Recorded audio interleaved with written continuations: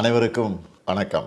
தொழில் வளத்துக்கும் புதுமையான கண்டுபிடிப்புகளுக்கும் புகழ்பெற்ற தென்னிந்தியாவின் மான்செஸ்டரான கோவையில் சர்வதேச ஜவுளி தொழில் மாநாடு முதல் முறையாக நடைபெறுவதில் மகிழ்ச்சி அடைகிறேன்.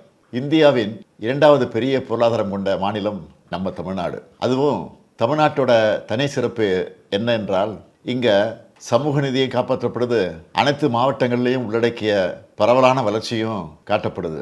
அதனால தான் நம்ம திராவிட மாடல் ஆட்சியில் ஆட்டோமொபைல், ஐடி, காலணி உற்பத்தி, மின்னணு பொருட்கள் உள்ளிட்ட பல துறைகள்லையும் முதன்மை மாநிலமாக தமிழ்நாடு உயர்ந்திருக்கு. அதுவும் ஜவுளித்துறையை பொறுத்தவரையில் ஆயத்த ஆடை ஏற்றுமதியில் தொடர்ந்து 5 ஆண்டுகளாக இந்தியாவின் மிகப்பெரிய ஏற்றுமதியாளர் என்ற பெருமையை தமிழ்நாடு பெற்றிருக்கு. இந்தியாவின் ஜவுளி வணிகத்தில் தமிழ்நாட்டின் பங்கு மட்டும் 33 விழுக்காடு. நேரடியாக 31 லட்சம் தொழிலாளர்களுக்கு தமிழ்நாட்டின் ஜவுளித்துறை வேலைவாய்ப்பு வழங்குது. இதில் 60.12 விழுக்காடு பெண் தொழிலாளர்கள் என்பது கூடுதல் சிறப்பம்சம். நம்ம திராவிட மாடல் ஆட்சி அமைஞ்சதும் துணிநூல் துறைன்னு தனித்துறையை உருவாக்கணும்.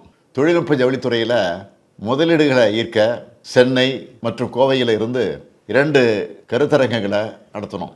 இப்படி பல முயற்சிகளை எடுத்து இந்த துறையின் வளர்ச்சிக்கு உழைக்கக்கூடிய மாண்புமிகு அமைச்சர் காந்தி அவர்களுக்கும் துறை அதிகாரிகளுக்கும் என்னுடைய பாராட்டுக்கள், வாழ்த்துக்கள். இந்த மாநாட்டை மாண்புமிகு துணை முதலமைச்சர் தம்பி உதயநிதி அவர்கள் தொடங்கி வைத்திருக்கிறார்.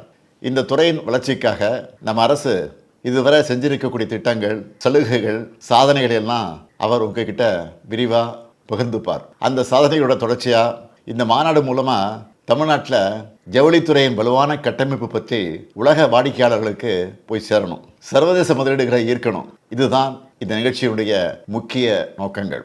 அமெரிக்கா விதிச்சிருக்கக்கூடிய 50 விழுக்காடு வரியால் பெரிய அளவில் தமிழ்நாடு பாதிக்கப்பட்டிருக்கு.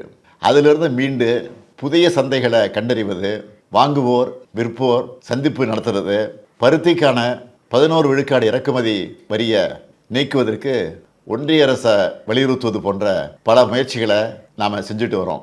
இந்திய ஐரோப்பிய யூனியன் இடையே வர்த்தக ஒப்பந்தங்கள் கையெழுத்திடப்பட்டுள்ள நிலையில் இந்த மாநாடு மேலும் முக்கியத்துவம் பெறுது.